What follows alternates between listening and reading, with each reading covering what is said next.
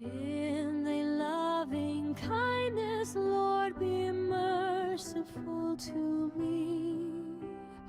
In compassion, great, blot out all iniquity.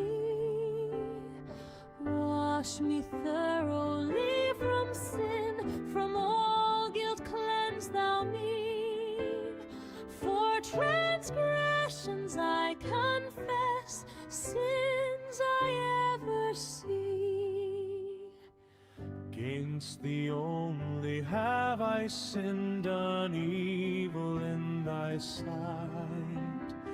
that thou speaking may be just, and in judging right.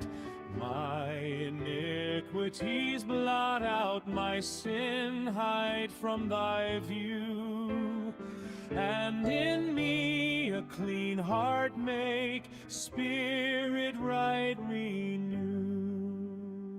From thy gracious Lord, oh, cast me not away, and thy Holy Spirit take not from me, I pray. Joy which thy salvation brings again to me restore. With thy Spirit free do thou keep me evermore. Sacrifice dost thou not want, else would I give it thee. And with offering shalt thou not delighted be. For a broken spirit is to God a sacrifice, and a broken contrite heart thou wilt not despise.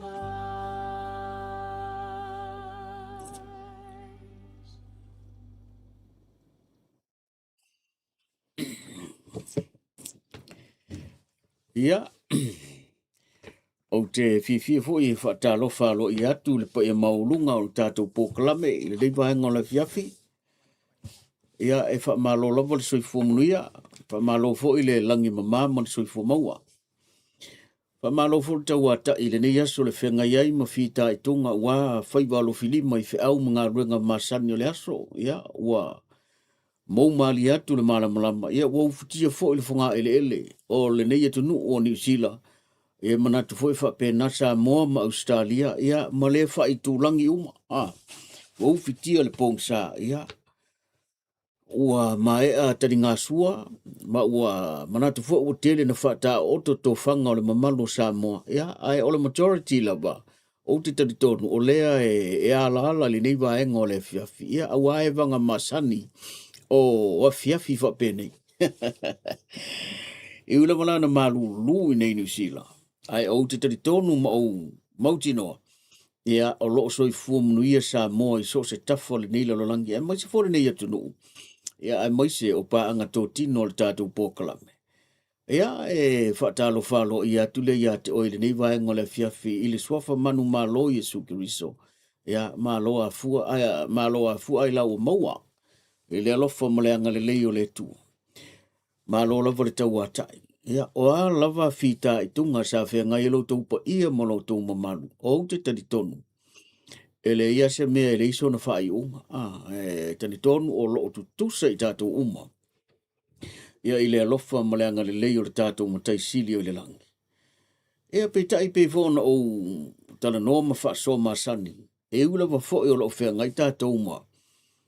Le malosi, o le manuia, o le fia i le tele o ainga. Pangalea e ei lawa fo inisi o ainga o loo whea ngai ma wha noanoanga. Ia ona o tūlanga i maliu po le oti. Ia o meo whaarawe lawe.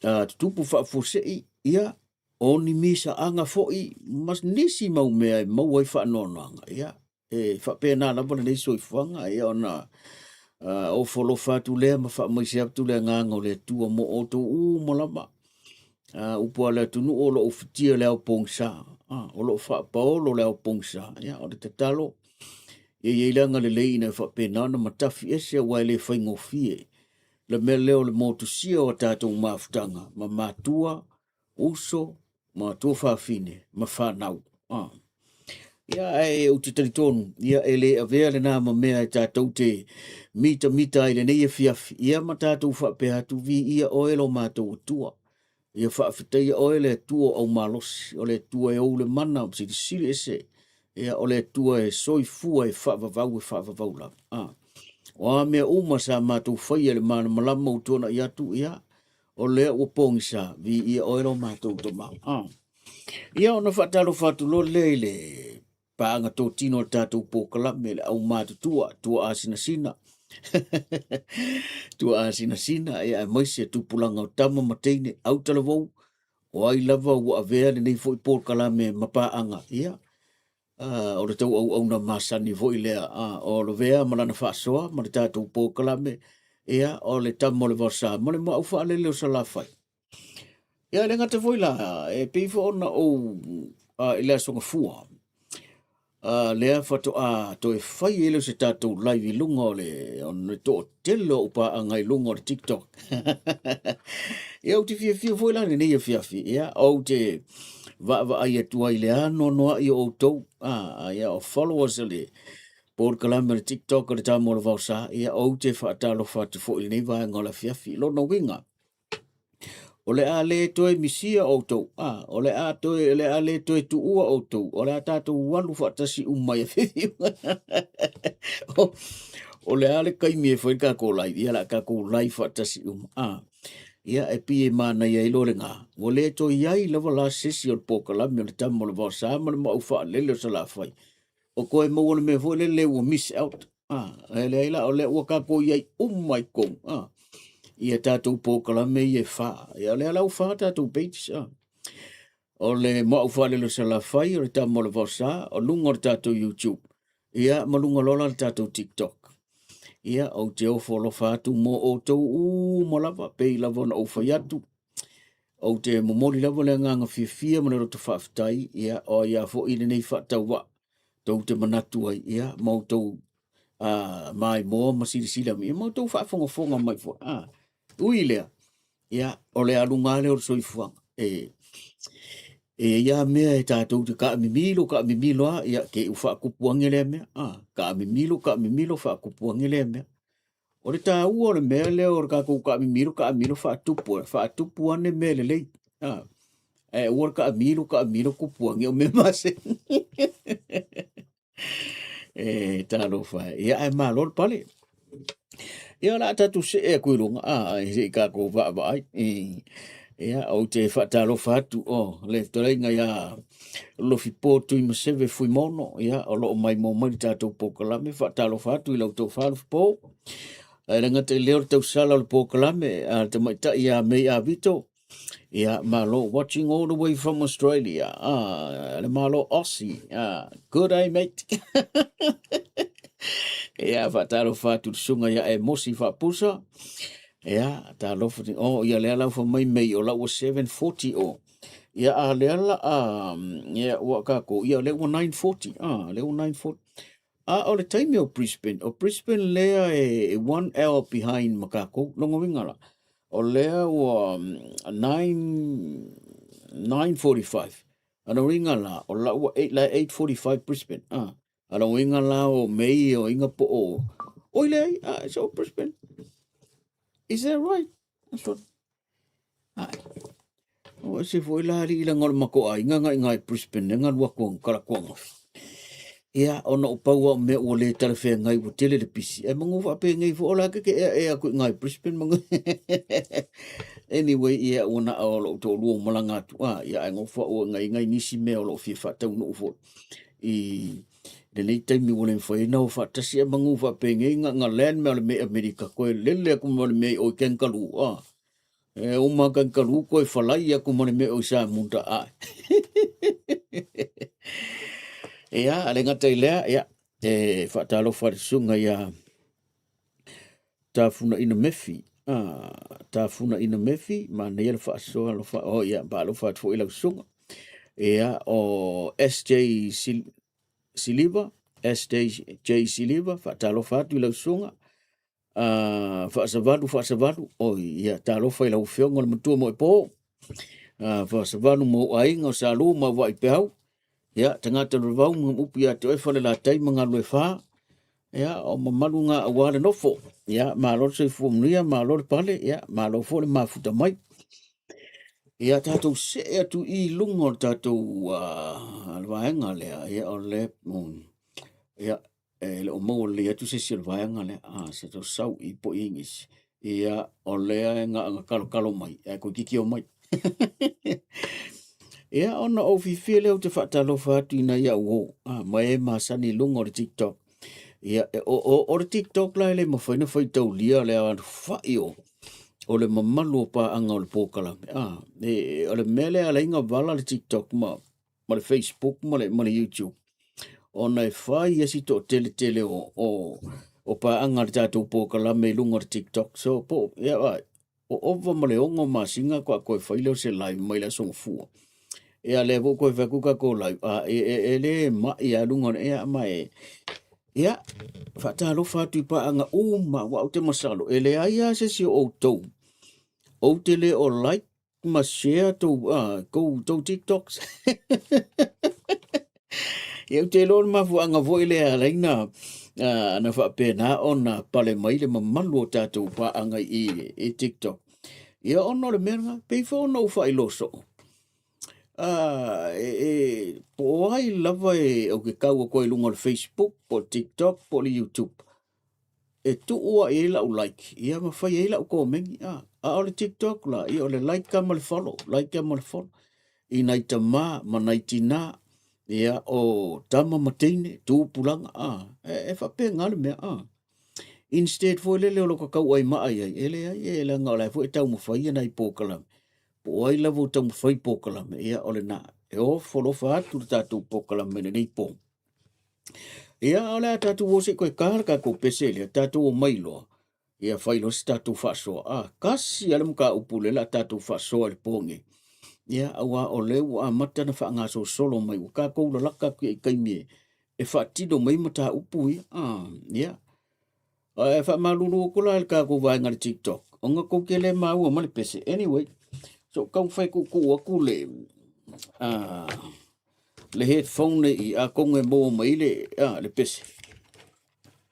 Pare le o kulanga uma I o lai live lunga o tātou YouTube. Ia malunga o tātou face page se lua.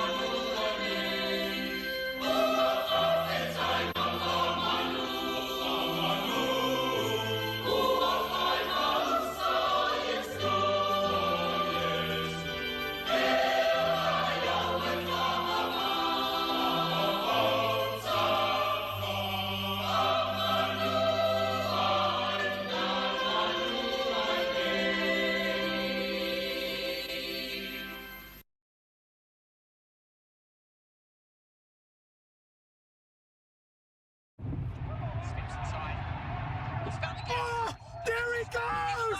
Who's going? Bro, it's the guy! Which guy? Oh my God! What's going on?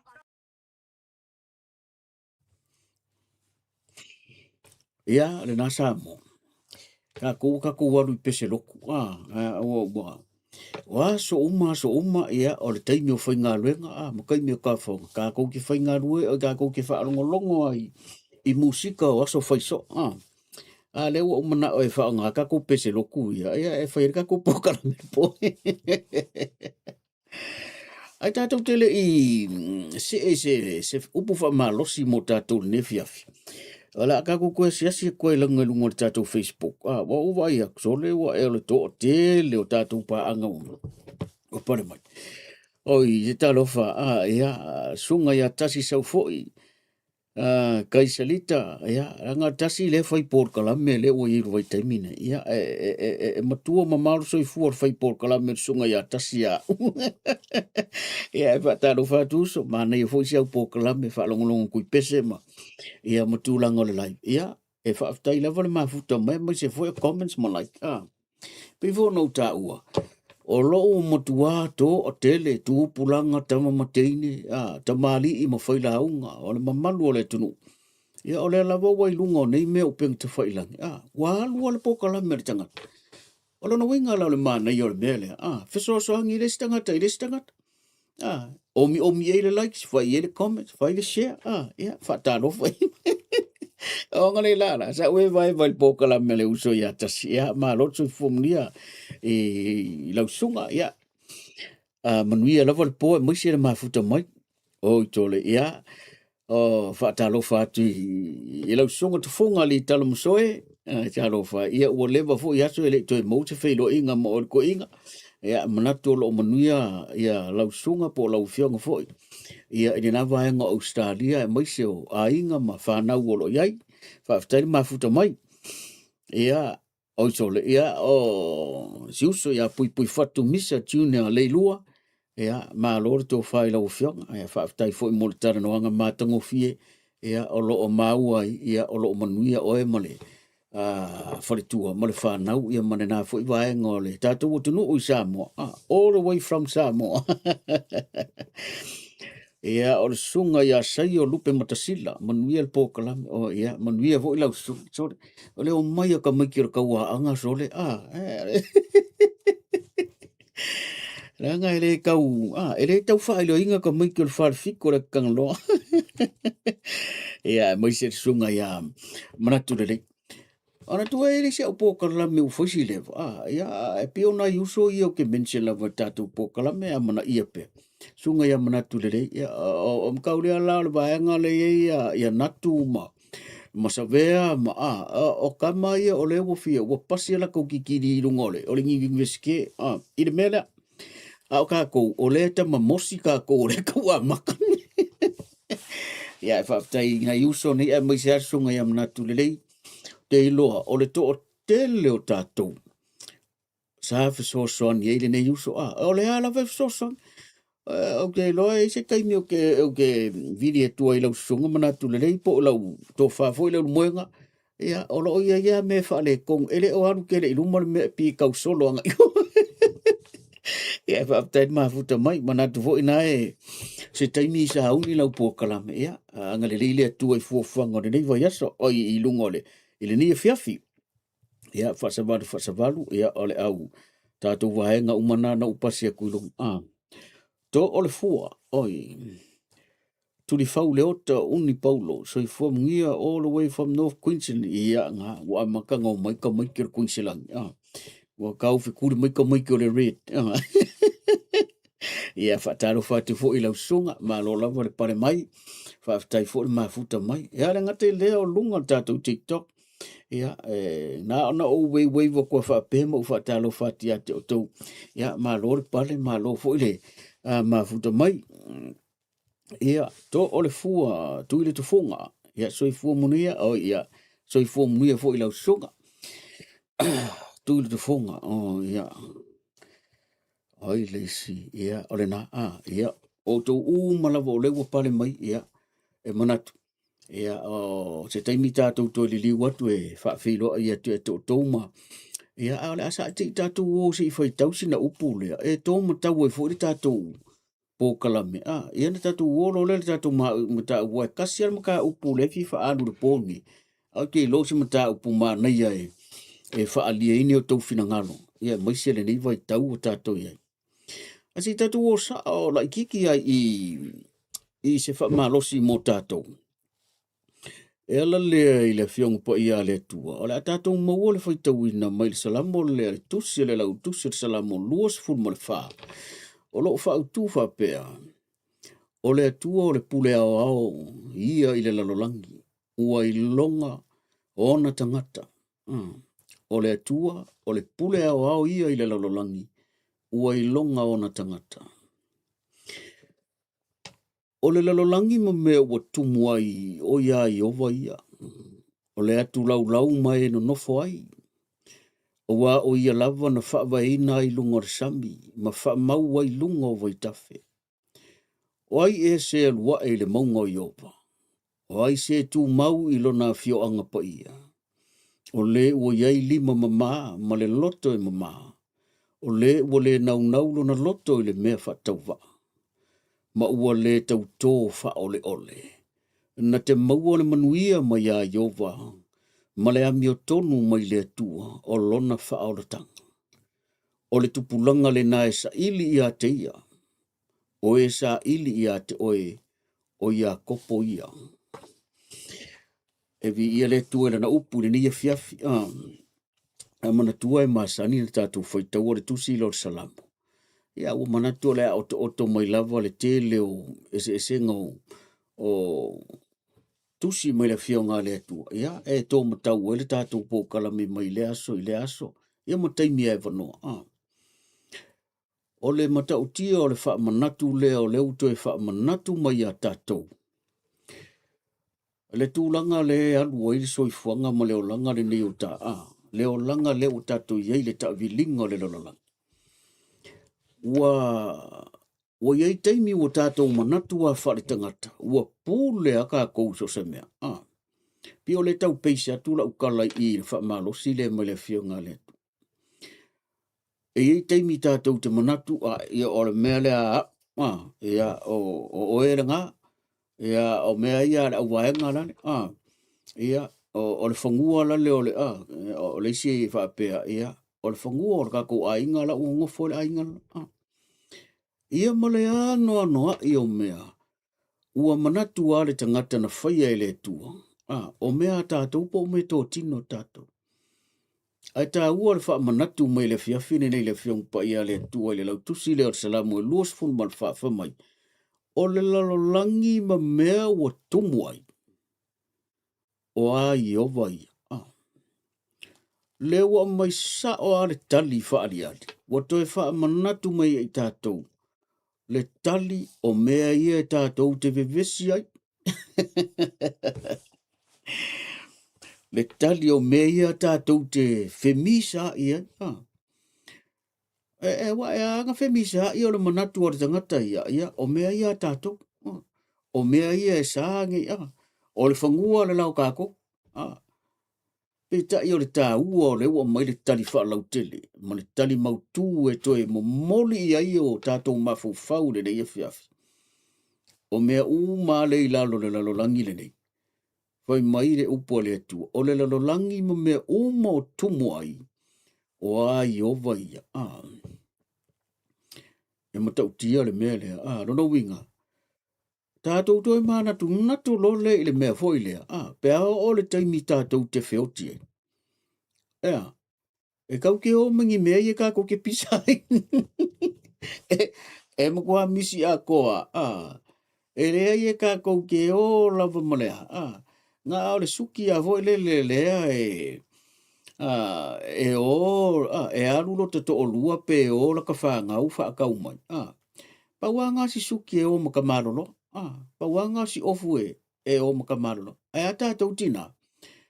O le tele o tina, e pia toe au mai opu fo i e o pini ofu wha i poiponga.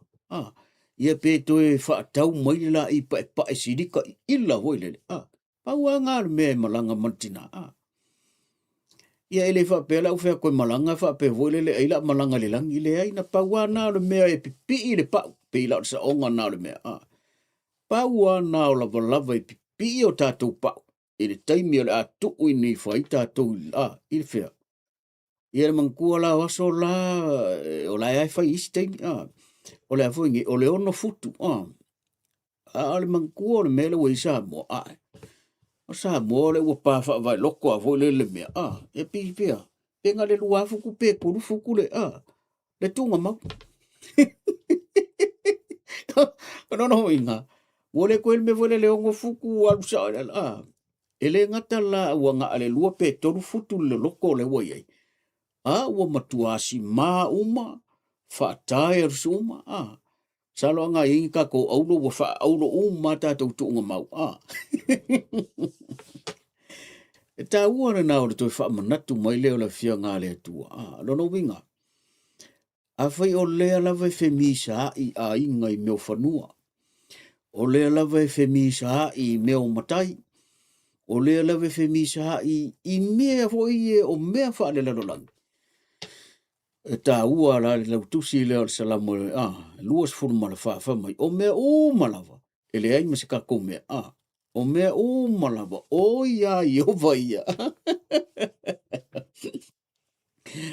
to saulo malis vai upule ese le ta ua fa mai o ai e se lua e le maunga yo va o ai se tu mau i lona fio anga pa ia o le ua iai lima mama ma le loto e mama o le ua lau ne nau na loto i le mea fa tau vaa ma ua le tau tō fa ole ole no winga pa wanga o tangata le fai mai e au i le mea le fai mai e sao i le maunga yo va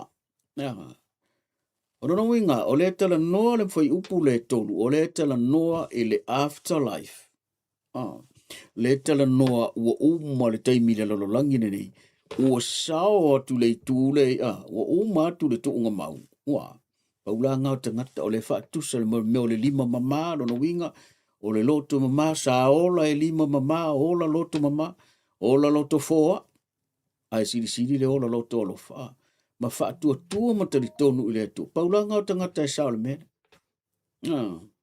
tangata fo i ele i fau malo ele si tua oi male ano i o me pena anyway a tonu wala vale foi upo tasi e ta ua tele mo tātou le lia fiafi e o le lu ila na mo tātou a fai o le tātou te fi nau ai mei le la ufai mai le upo le fio ngā le atu e le imas ka kome le ia mas ka kome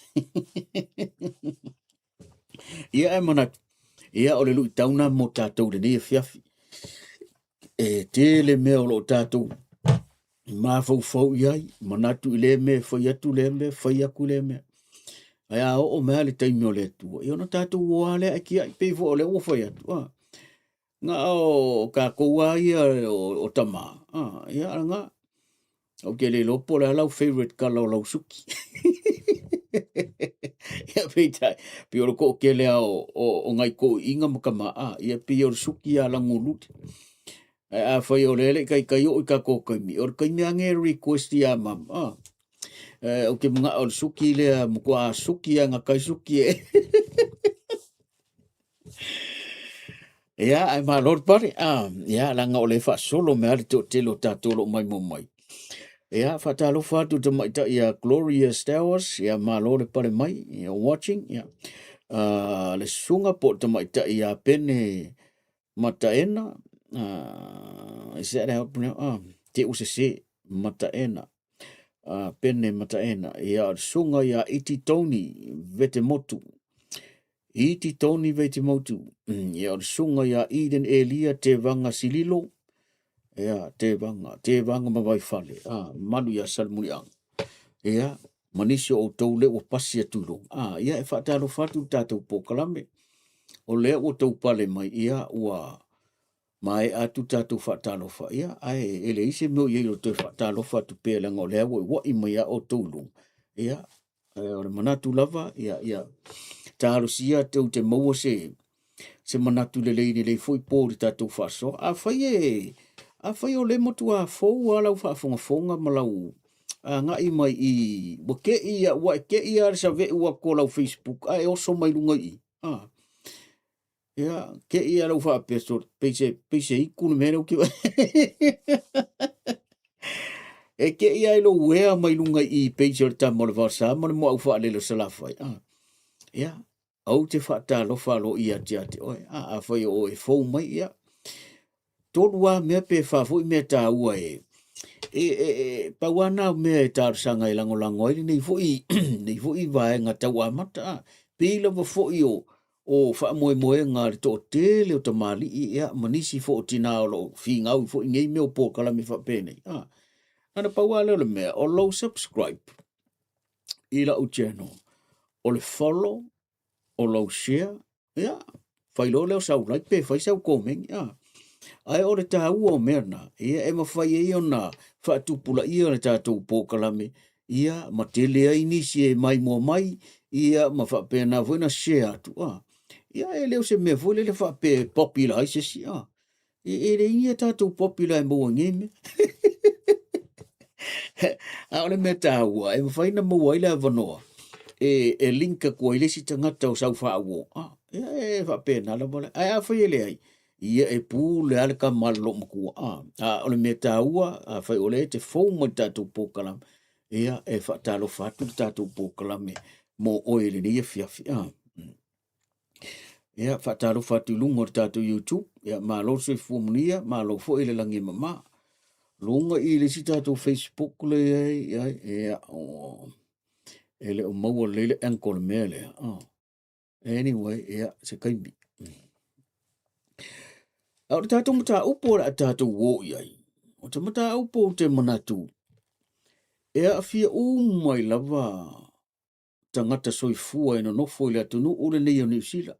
O le mata upo lea o te leilopo a fia inisi o atunu. But o te tari tonu foi.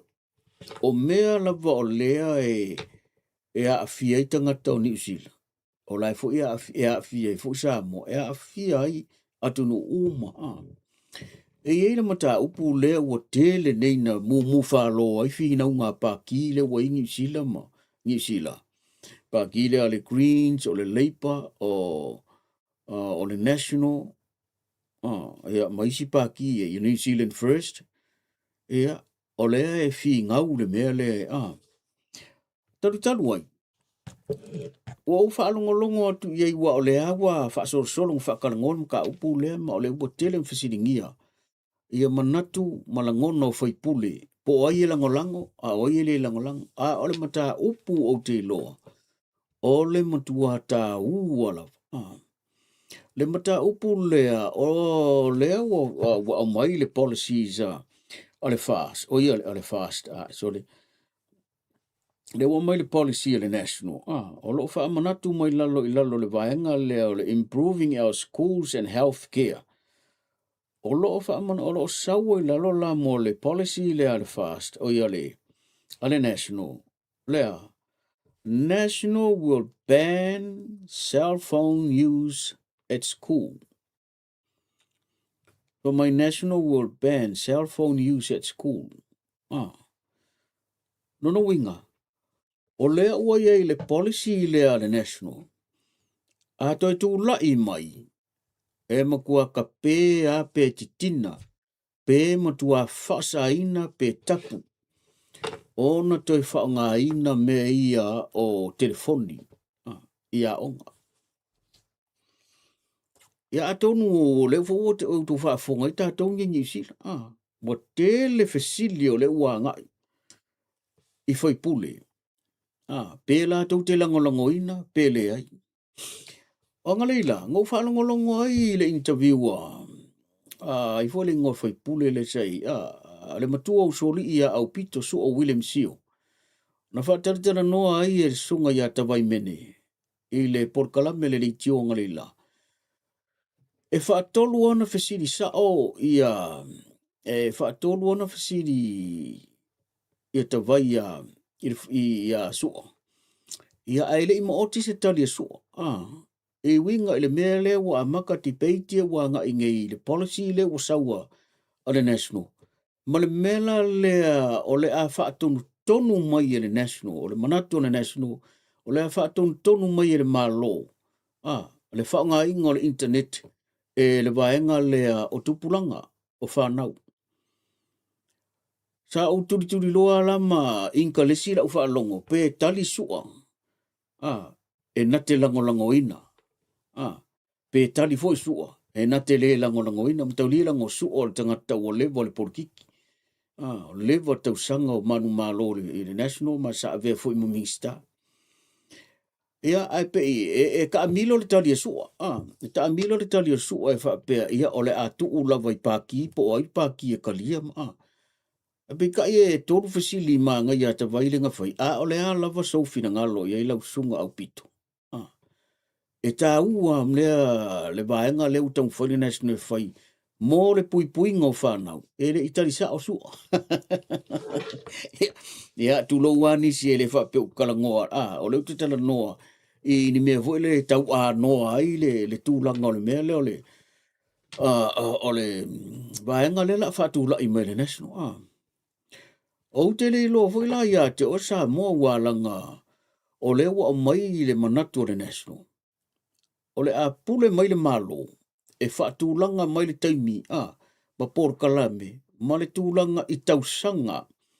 O le a whaonga i le mea vaenga le o le internet, ia malunga so se platform.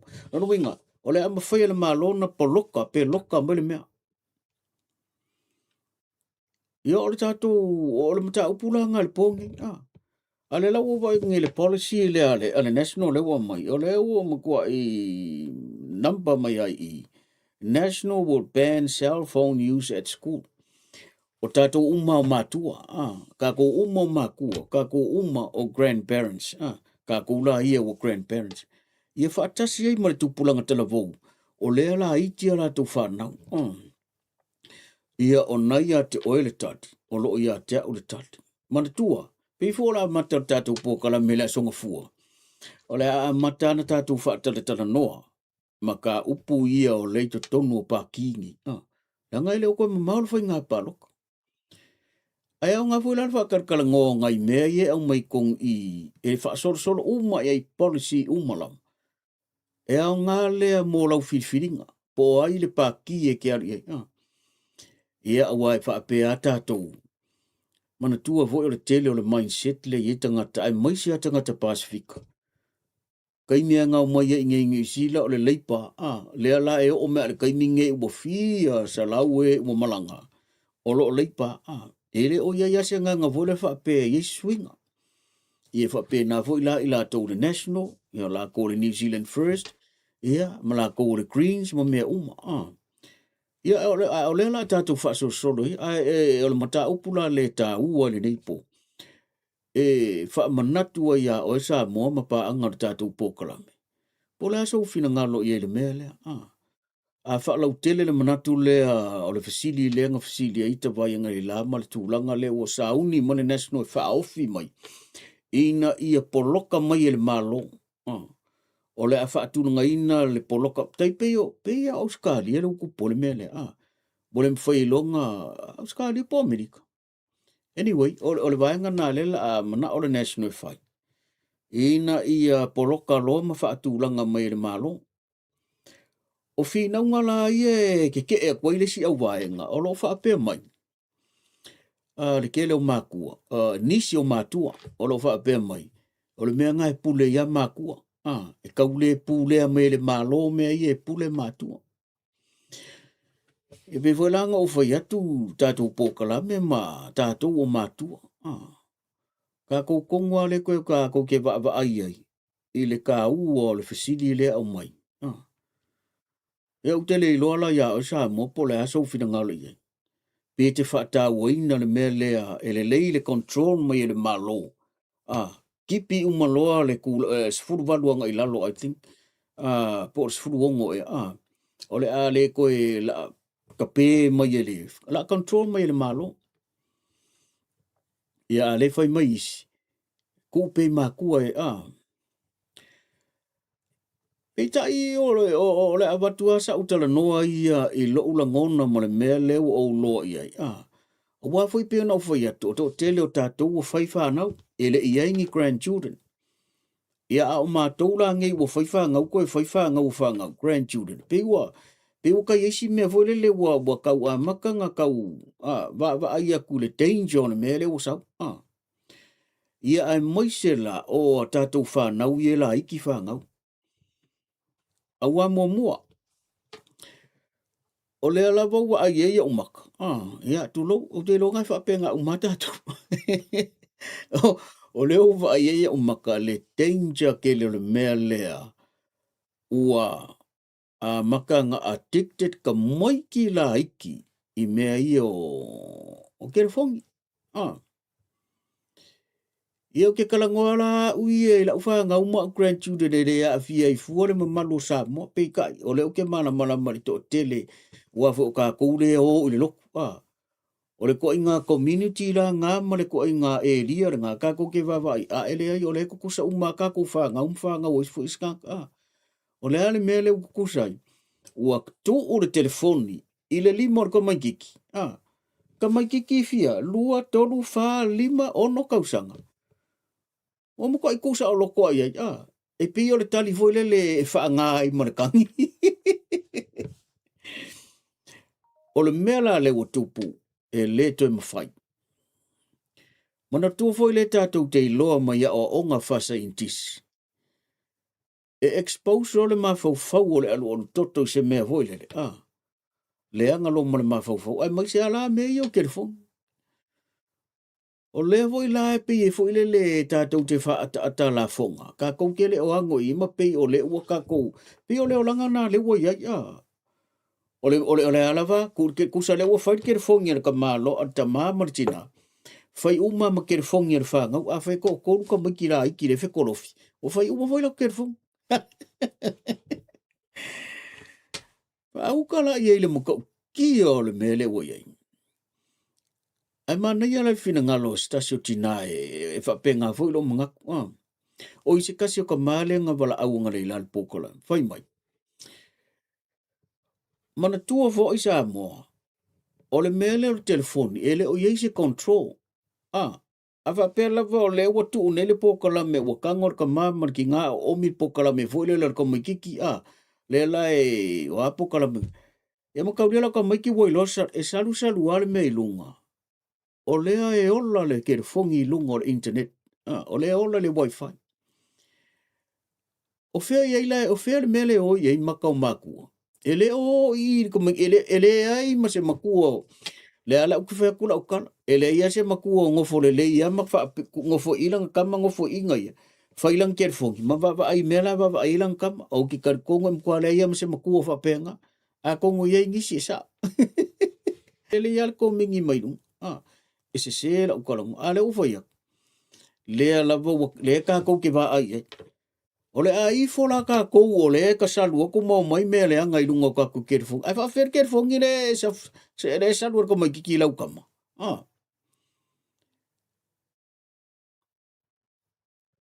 No winga la le atoanga la ukala ngole mele. E mku ai ulango lua se lau pasenge le mga ko le national le fai. Le la fai. Control mai ele. Ele malo le ia tausanga. Ia mala le internet po fi tausanga le alu ila. Awa o se opu fa pe mai e ku ule vai nga matua pe ila le kaiminge le alu fa so. O le mku akala le kusi oki nga me. Awa e fai fo le ngau ma le vai le o lango le a fie o lango Fanau. Ala fisiri. Ai aka ko. O le mea e o mwhain control le ka koure e le mea. O la utali ma le wha maone. E le imis ka makua e mwhain control inga le mea le ia le kaiminge. E o la wha whewhea langa ka mwhain control mai ka maki o ia ta tau tanga ka makua. Mo ka kako addicted le mea le o le kerefong. Ia tu lau pe ngo fwea ko le ia o a inga I tonu I ia o nephew o nisi e la uwha ngau. Ai o te tana noa mata upo. Kalango sa o ui ele me tauna.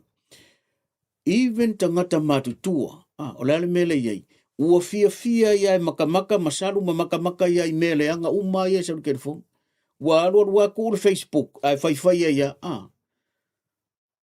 lan fa ma ninga ola utala no fia se lau maafe te malolo o lo fale pui le mele o fia e makamaka i pon ia po ata leanga po aka o leka ko ki fai ngoi sa mo R21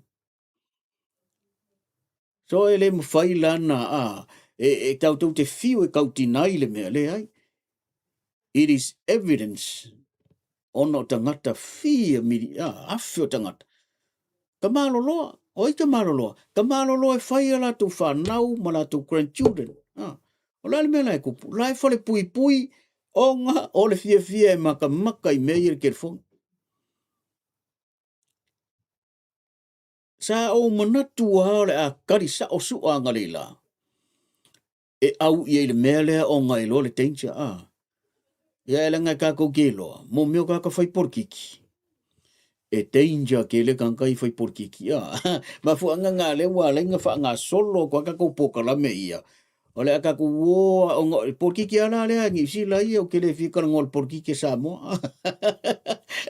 ana ngol porkiki sa mo e fai si ka fe ka alo le anga kanga ar porkiki ai ngi si la porkiki mama e mo ia ele anga ai mama langa up front uma me e mai uma policy se va ai ema ia e fa mana toila me e policy se mai le paki mo le paki lono winga e makua kolo upu low le ta i le national le ye po le fionga le parmia ia Christopher Luxon malana foi va henga malanga team le au mai o le mele fai mai si o lo fa pe mai si ia o ngor kai mi o le fo la ngai mal porkiki wa ole ali si mela fai ole me ngai mai le lei mo tangata ngai mai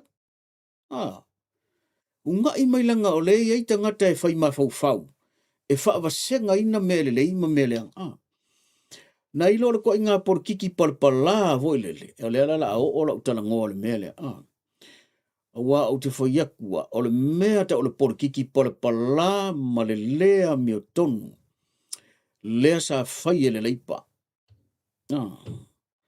le mea foi le ele au mai le pili le o le same sex marriage e mai e fai ese referendum e male tunu ungo fala ko mo fa pasia i kongo me la nga ka o porkiki palapala wala to lo le mele anga le la kau fai iri mi fai nga me paloka le kuma anga paloka le kongo e kongi fafo mangu e ako i fafo mo kia e koi male le mo ko sami ala me nga la ko fai ma wala la ko le namba ma me e fa kala ngole me pingi ro mo me nga ole ala wo i o ma ku e kanga ka sa mo ka kerisia ala le mele ye nga loi ia ole ale si mea la koe ea i lunga le ua ngongo for ka malo finge mal finge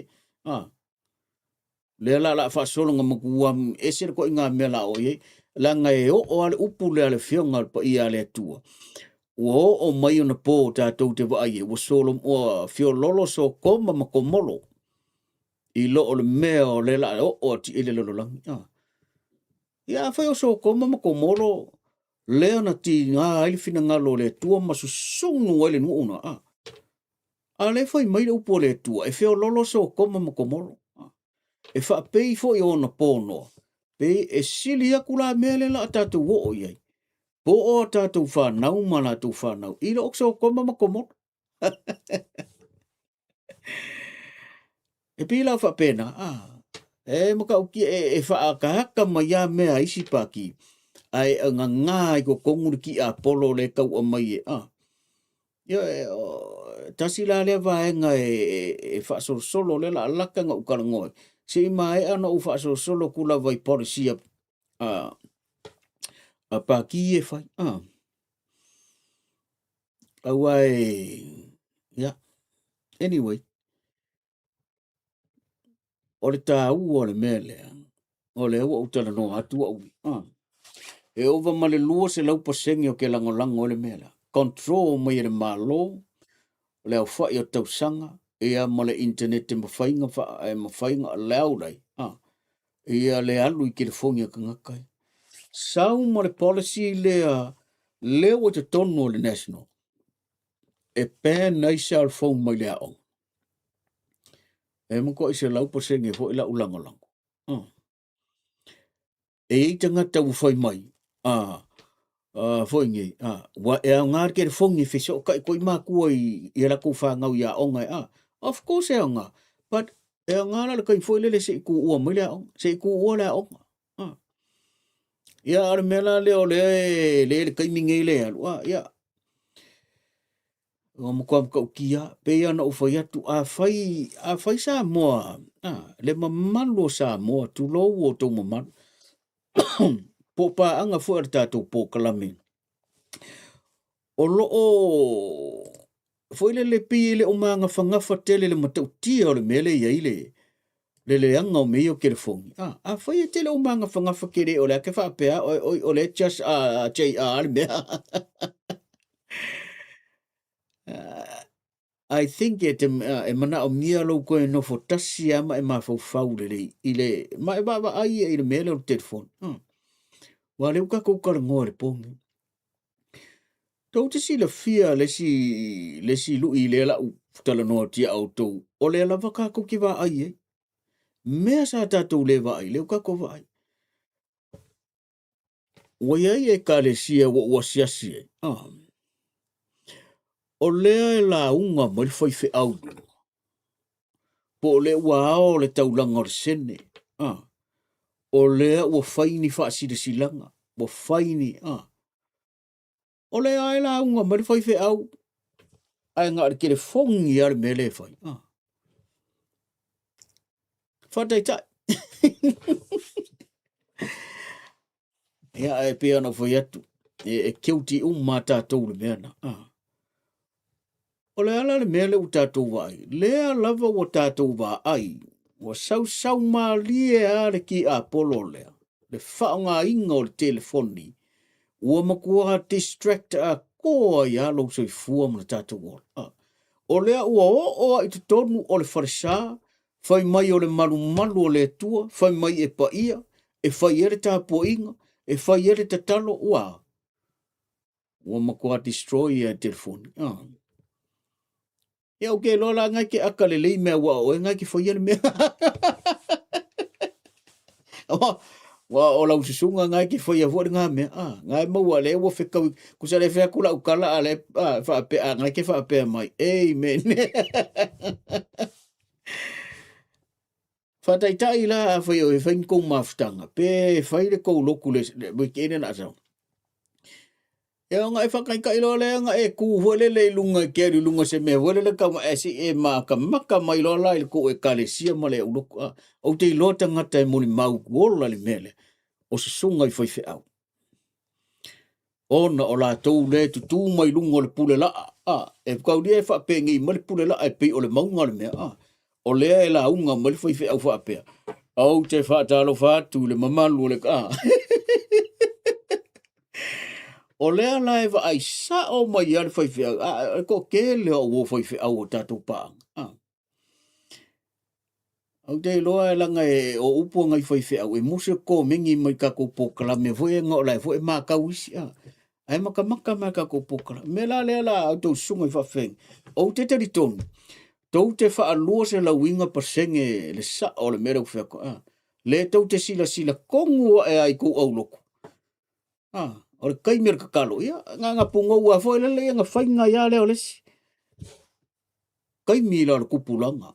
Kasi ole mea. E se la utala pe whapeo ko wheko le kupulanga. Le ai, wako kosa le le kupulanga la iki. O i ka ngaka mā kukua singa unu. O la le mea whai. La e whai kakalo a le whai wha apere Facebook. Le se ve whaapea. A lai whai ka kalo. Lai whai folanga. E pila le mea ngā leo te whai atu i sa moa i le mea le. O le lava ua tā whai atu ai mea le a fia ia onga. Ma le mea le ua iei tātou. Leo langa lea ua tātou iai. Ia whaila e sao maa toa le lei oe mua makua sao alo wanganga i le loku le kaimingi. Ia o te wha ia ma u whaaftai ia oe. A lea wa uta uatu la ua mio tonu langa o lea wa kelenga o wa ai ai.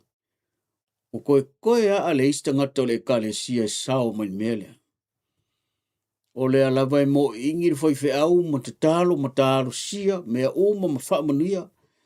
Ya a kai mi konganga lai mo kwa ko ki a kisi le siro mo ku elang ke fongi la fa ngari e o oi ko inga e o oi tupulanga te vo o te le pe lo o sa mo i lunga o la upo kala o la ua le fa silanga i taimi o te le fa le o inga ba pe lo ku o ni me pe lo i la upo le ai langa e o te ava fo i mo o mata o la fa fonga ma sila le tua i le tau fainga vo la upo kala e leo se po kala me va koingi me pepelo po ni me tau fase o leo te tala no atu le mele tu o no leva ai o maka ana fa pe o se me o ke fa longo ni tala o te le fa so atu ai langa e le mo fai na o fa so atu se me e le mauton a o te fa so atu no me o va ai o maka e le la se si me lunga ko nga me a o te tari tonu foi ona lava e tau te moli mawina e oto to tonu o tau farsa mo tau e karesia. E nga. O te lo le majority o te ngata wa wha ngā kere fongi konga le karesia. O le majority a ko a nga. Rai ki a ngai ka ngaka e lo. Paro le kupu e o le kupulanga a koa. E le o koe sao se. No no winga la le fisiri sa moa e le ne fiafi ma tātou paanga. O le ale tātou mea la whai. Peo le fisiri kani ngā kāranga. Ya na ya a ole ifa awope ya o te o follow fa tu tau sala le pokala lungo ja tu YouTube ya ta mai ta ya karmeni elena something serious happening yes ya moleto yes me wa but anyway but ata to for ka mingi ole ka ka wa maka ole fa to ata wa mata. So imagine na lesi 5 tau sanga le luma. O le asa tau fua ia lesi 5 tau sanga le luma. Nono winga e au tele lopo la ta ungo ko inga whainga loku le la i kako.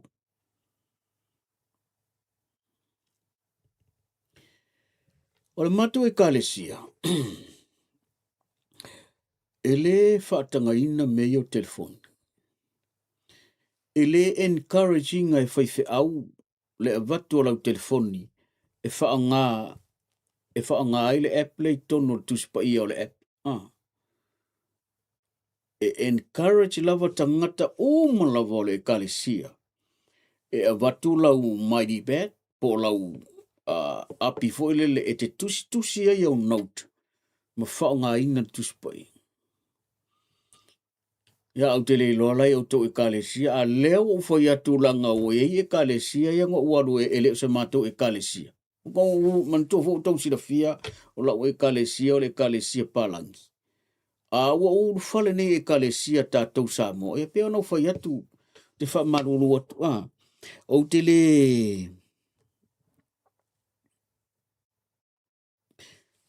E le wha pēo o whatu se tala e wha leanga, le pa ia o le ngā ruenga, ma le tau mwhai e le kalesia mwhai whiau. Le ai. Le lava o whai atu mala u moni mau. E moni ma wha maoni. E mkua ke le a fianga le uia e kalesia Samoa. Ia atonu fo e wha pēna le te lo e kalesia pālangi wa le ala o te moni mau atua o le mātou e kalesia. E le mwhainu wha ngā isi telefoni. Ele mfai encourage umatangata e wha ngale ape tusi ai notes malau ngar foi fe au ia masu e tusi pai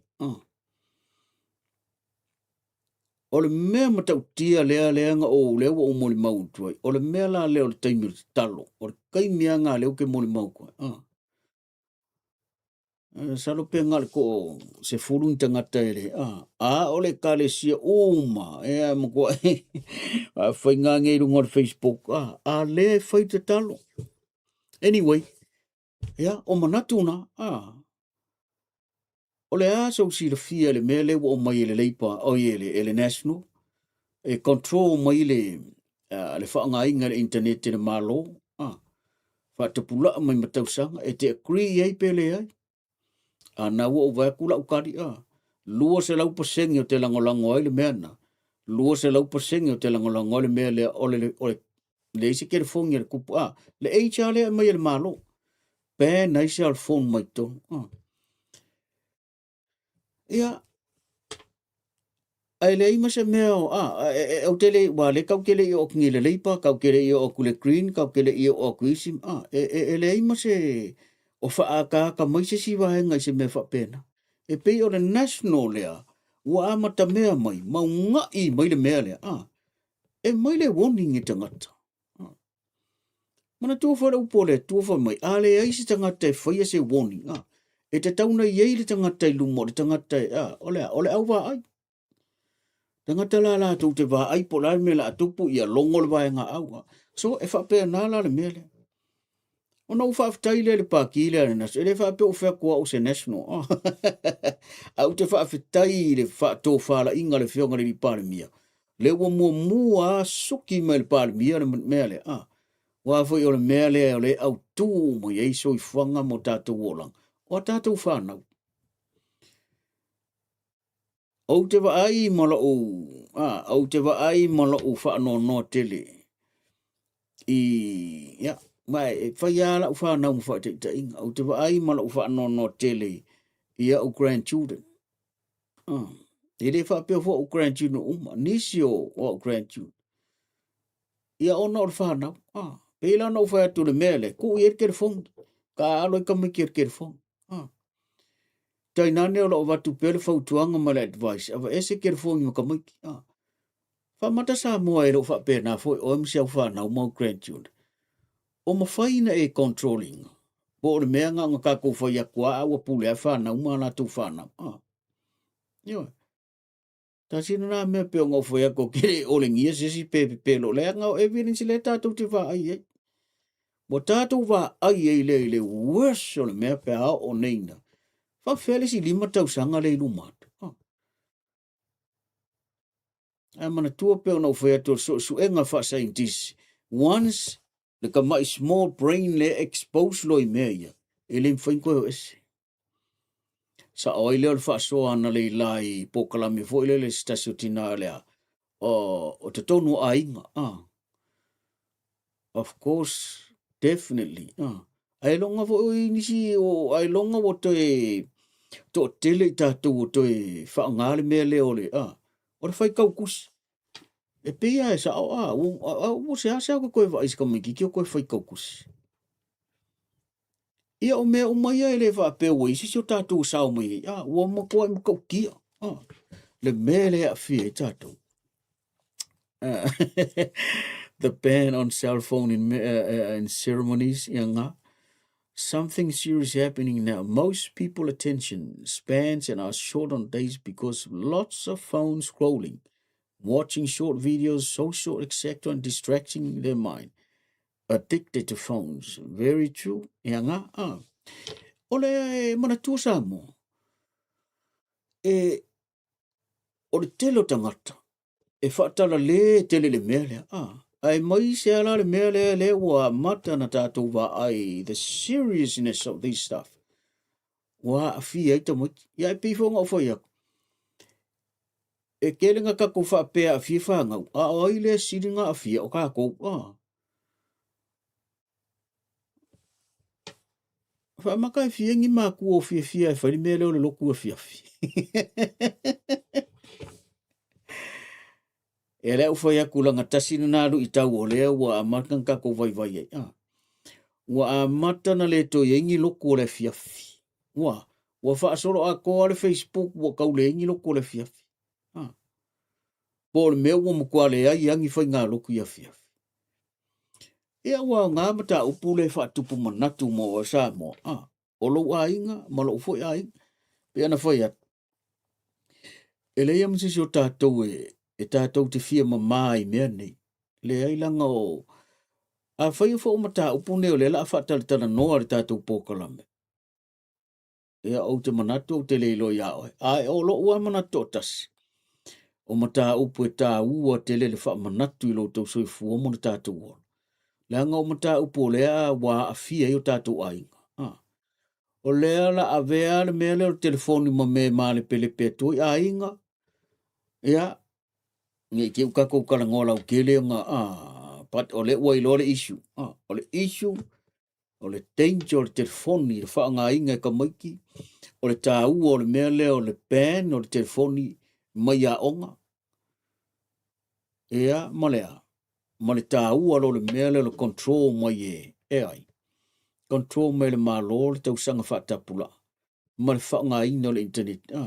No winga. O te wha pēna o whai atu, o te wha whetai le whionga le ngai pāremia. Pāremia o le ngai malo. O lo o manatu le latou pāti. I le lumanga I o le atunu. Le lumanga I o tātou mo tātou ai. Ok, lo anga se pāremia ma se ka penga kai le ango. Ia e longa e whai mangi policy wha pēa.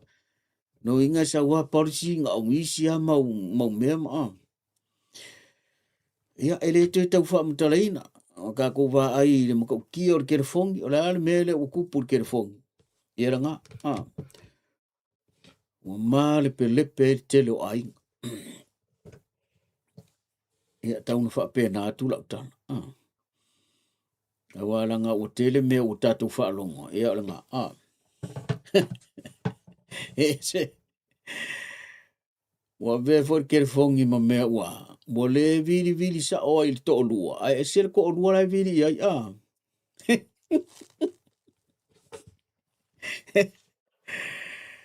Ia ngā o ngā wha e moku wha pēnga. A whai ngai ke la vea ili mea ngā. E longa winga. Ua kaunga ko. Ele o se kerefongi. Ele o se kerefongi ke vili ai fuare. Ele pa anga resta ngata. Ele ia langa o le buka ko lo kupu. O le ala le si mea peona o peo le mena le whako le tā ua o le mta upu le mo tātou. Ie whatupu manatu. Whatupu na ngona. Ia, ma o se lapata inga lele.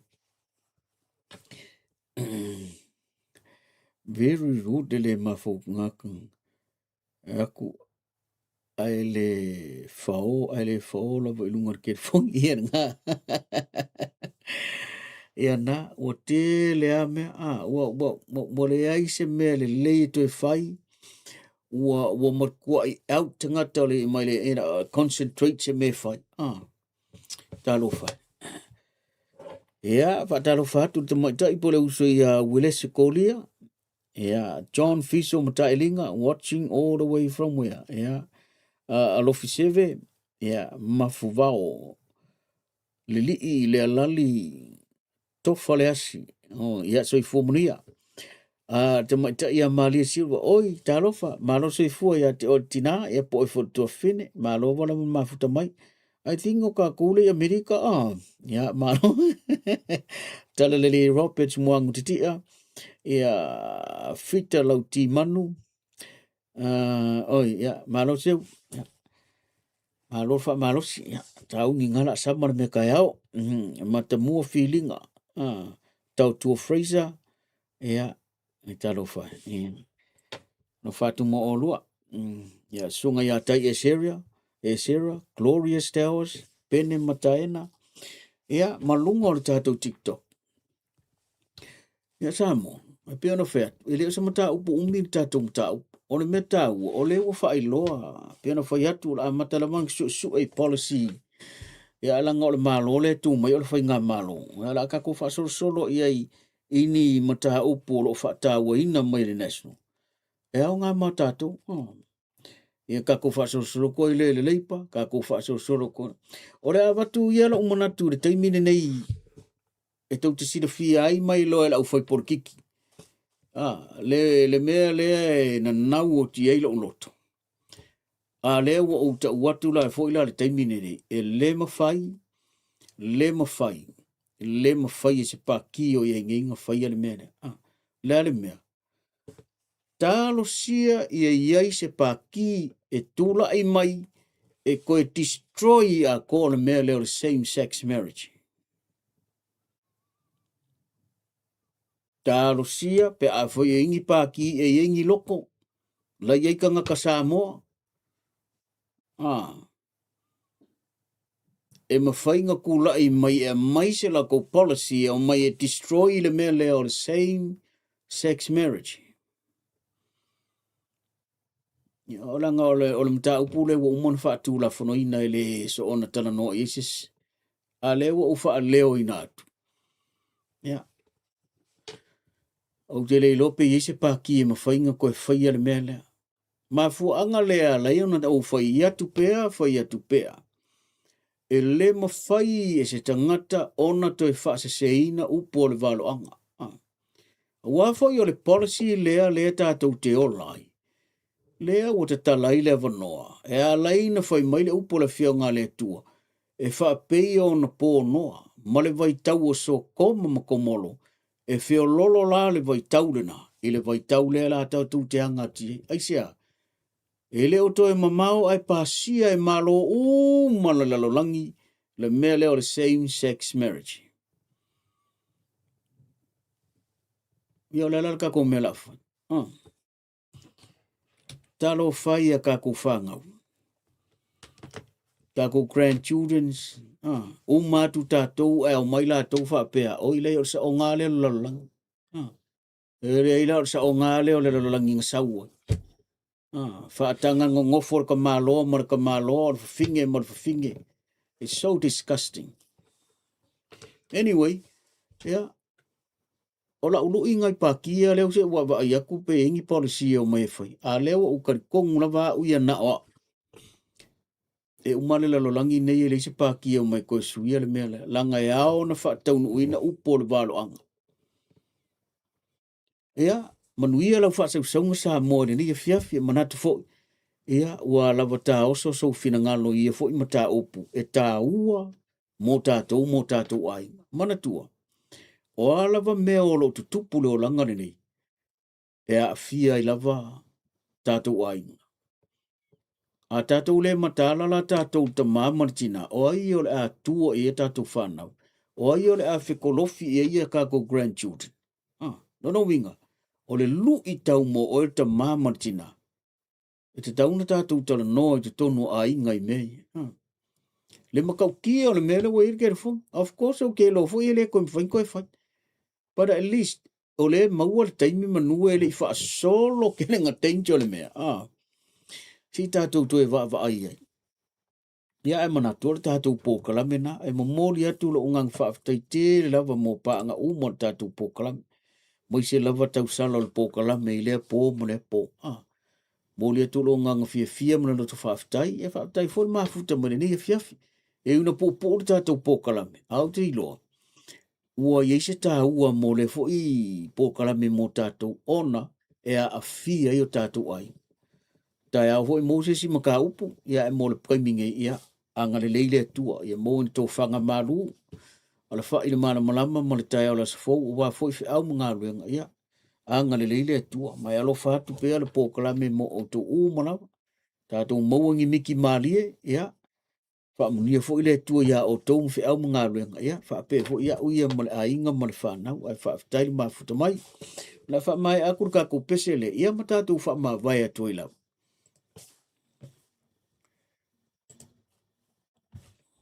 Che risoleta io malosi, tatu tele toe tau muli ai lava, uiele manino la tatu vai, muli pei ai, ia savali uai avalau, ia savali ile nutumau, ia savali mai aloto tumau, tatu te maloia keriso.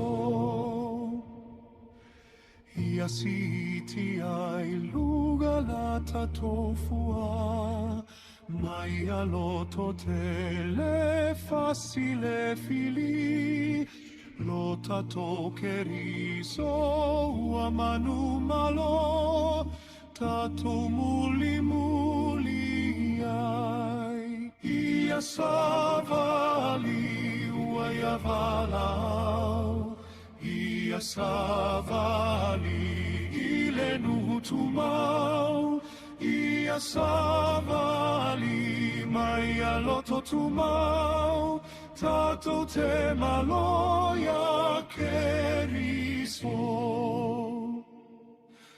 Uye fai gata ele fafualeva, tato te manuia pe amaloai, tato te vivi i faatasi ai lava, oli oli tele ai, ia savali ua ia valau, ia savali i le nutu mau, ia savali mai a loto tu mau, tatu te maloia keriso.